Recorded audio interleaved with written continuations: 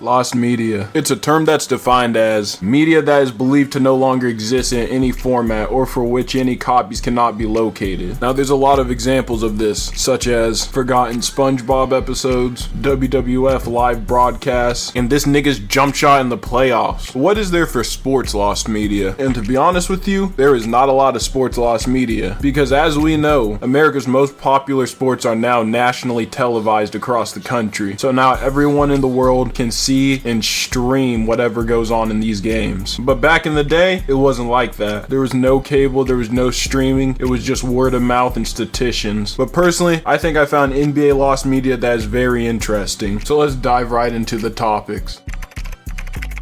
So I don't know how much of y'all been to an NBA game for real, but if someone's going for 50, like, you better pull the camera out, right? Like, if I was at Joel Embiid's 70-point game, there's no way I'm putting the camera down once he hits 50 or crosses 40 for that matter. Or if I was watching Kobe Bryant's 81-point game, I'm keeping that fucking camera on. But anywho, my first topic is this damn 100-point game. Now listen, I'm aware that this game happened, but there should be no way we got videos of the 1908 Olympics and not a Wilt Chamberlain 100-point game. Hell, I could consider the argument the fact that they didn't have iPhones or weren't accessible to cameras back then. But could y'all niggas really not start recording when this nigga was at 75, bruh? And like, if I'm being quite frank with you, there is so much angles of 9/11.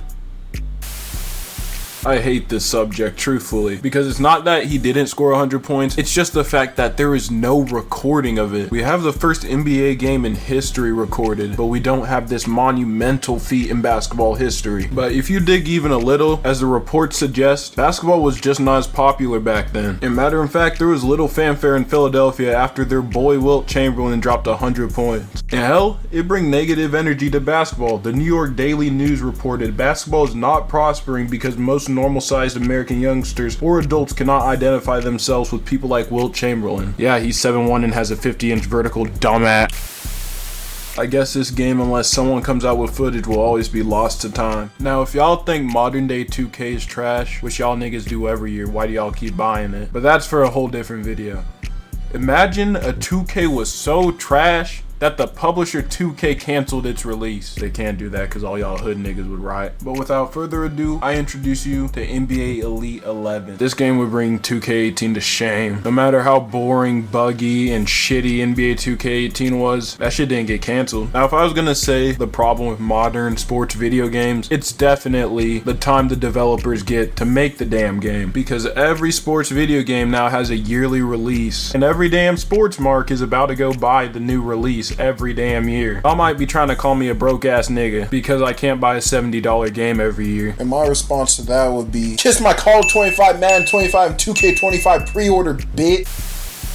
Imagine you're so ambitious on a project, but your boss gives you a week to do that motherfucker. You might get it done and it's only half as good. Or you might work twice as hard so it is as good by the time you're done. But the worst possible outcome could be the project is so bad that he never gives you a task for another 3 years. And that's what happened to this absolute corn cob of a game. Matter of fact, the game was so bad, the devs didn't even speak highly on it either. As one of them states, we are proud that we made the choice to not just put something out there that wasn't good. Jesus, I guess that's something to be proud of. Fuck. Which honestly, respect to them, because EA nowadays, when they see ass, they see a 10 out of 10 short Latina. And looking at EA's sales today, they're probably better off with not making this game, considering they dropped NBA Live 14 literally 3 years later.